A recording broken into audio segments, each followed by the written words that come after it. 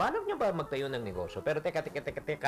Bago ka magtayo, alam nyo ba na hindi lahat ng negosyo ay kumikita? Ano ang mga negosyo na dapat mo iwasan para hindi ka malugi? Hi there, this is Chinkitan, your pambansang wealth coach. Nako, alam mo, ang pagnenegosyo po lang talaga ay isang pamamaraan para tayo umasenso. Pero minsan, imbis na gumanda ang buhay, napapahamak pa ang buhay dahil nga hindi alam ang mga 5 negosyo na dapat mong iwasan. Pag-usapan natin to. Number 1, wag kayong papasok sa isang negosyo na wala kang alam. Nako, wag kang bahala na si Batman. Di ba? Huwag kayong, in other words, na pwede lang kumita, pumapasok ka na hindi mo pinag-aralan, naku, sigurado kang malulugi. Parang ka lang nag-drive na sasakyan na hindi ka marunong mag-drive, mababangga siya. Kaya kung wala kang experience sa restaurant business, naku, huwag kang magtayo ng resto. Kung hindi mo alam kung paano magbenta ng, like for example, mga healthcare or let's say mga skincare, naku, huwag mo papasukan yan. Number 2, wag mong papasukan ang trending business na madali lumipas. Ay, yung parang ilang buwan lang, trending lang. Di ba? O naalala nyo pa ba yung tinatawag na shawarma craze? O di ba?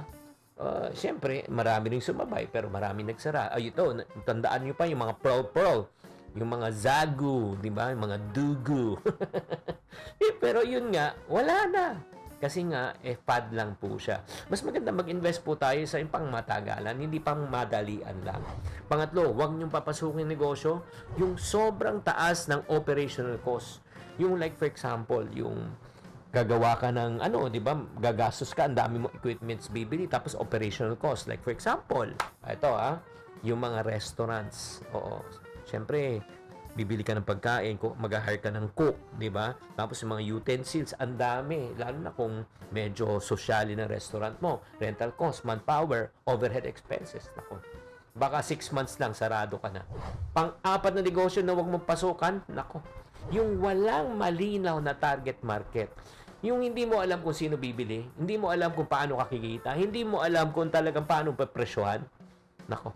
Mga kapatid, kilalanin muna kung sino target market mo. At pag sinabi mo, ang target market ko ay lahat, nako, maniwala ka, tsak na tsak ko. Wala kang mabebentaan. And pang-5 na negosyo na kailangan mo iwasan para hindi ka malugi, yung tinatawag natin parang scam. Opo, mag-ingat-ingat po kayo sa mga illegal. Oo. Yung mga nagsasabi na, ay, dito, mag-i-invest ka lang, wala kang gagawin, kikita ka. Nako. Narinig ko na yan. Pag may narinig ka, maglalabas ka ng pera, wala kang gagawin, tapos kikita ka na, at magre-recruit ka lang para kumita. Nako, anong tawag dyan? Alam nyo na.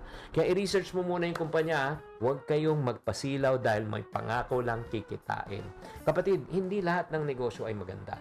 Again, papasukan po natin ang mga bagay na alam po natin at pag-aralan muna natin. Sana naliwanagan po kayo, tatandaan, tamang karunungan at tamang disiplina ang susi sa pagyaman.